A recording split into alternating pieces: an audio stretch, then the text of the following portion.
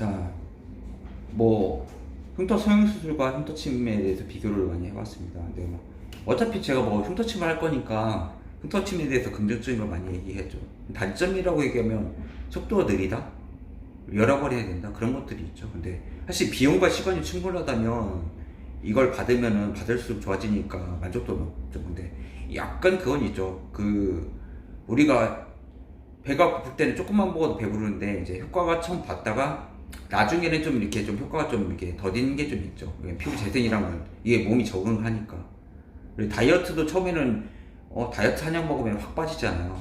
그런데 이제 이게 나중 갈수록 좀 잘 안 빠지는 게 있죠. 어느 정도 한도가 있는 거죠. 공부할 때도 성적이 확 오르다가 또 이게 정체기가 있고 그런 것들이 좀 있는 것 같아요. 예.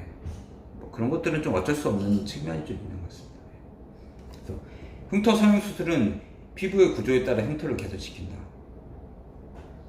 흉터 성형은 피부의 구조에 따라 이완선이 있죠. 그 모양 찾아보면 있을 거예요. 그거에 따라서 원래 해야 되는데 뭐 그냥 하는 것 같습니다. 그런 거에서 얼굴에 보면은 그게 있죠. 그걸 따라서 성형수술도 그거에 맞춰서 해야 되는데 그냥 뭐 할 수도 있고 아니면 환자 요구에 따라서 할 수도 있고요. 해부학 적도는 미용적인 접합부를 따라서 흉터를 방향을 개선시키는 것으로 흉터 성형 방법이 다양하다. 반면 흉터 재생 치료는 흉터 방향과 상관없이 치료를 할 수 있다. 흉터 자체는 어떻게 보면 칼 베인 것 자체가 모양이 일정하지가 않잖아요. 그러니까 모든 그런 것들을 할 수가 있는 거죠. 흉터마다 침해 종류를 달리하고 여러 종류의 침을 사용하여 최상의 피부 재생 조건을 만들어줘야 된다. 특히 화상흉터 침 다르죠. 그리고 점흉터가 있고 면흉터가 있잖아요. 선흉터가 있고 그런 거에 따라서 다 다르죠. 침이. 흉터 성형수술은 튀어나온 것과 함몰된 것을 제거하고 봉합한다.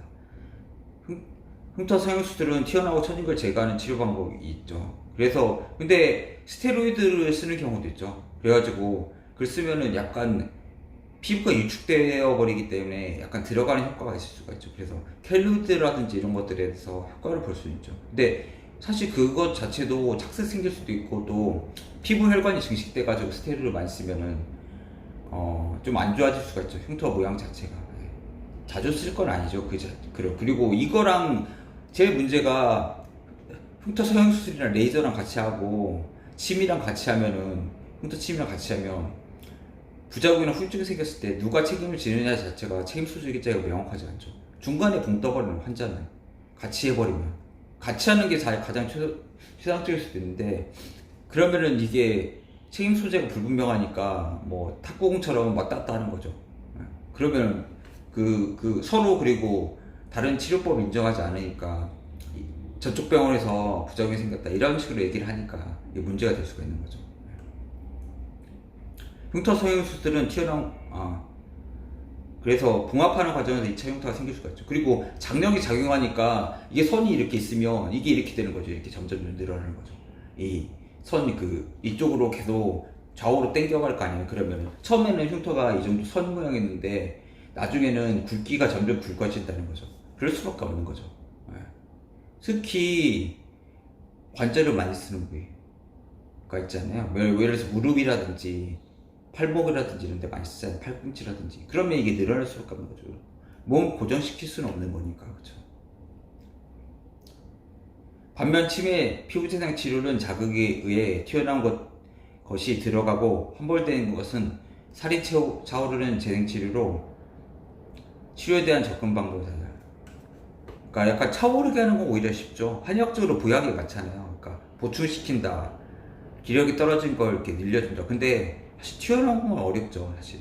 그리고 튀어나온 건 켈로이드라든지 본인 피부가 안 좋은 사람이기 때문에 오히려 더 이 자체가 잘못된 거죠. 튀어나온 건 과민 반응을 한다는 걸 뜻하기 때문에 이 살성이 어떻게 보면 나쁘다고 볼 수가 있는 거죠.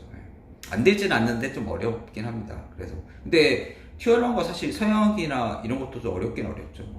튀어나온 거 하는 건 잘라내고 계속 그걸 수술해야 되는데 잘라내도 어떻게 보면 계속 켈로이드처럼 과민 반응을 일으키니까 이게 더 삐져나오고 이런 식으로 될 수밖에 없는 거죠.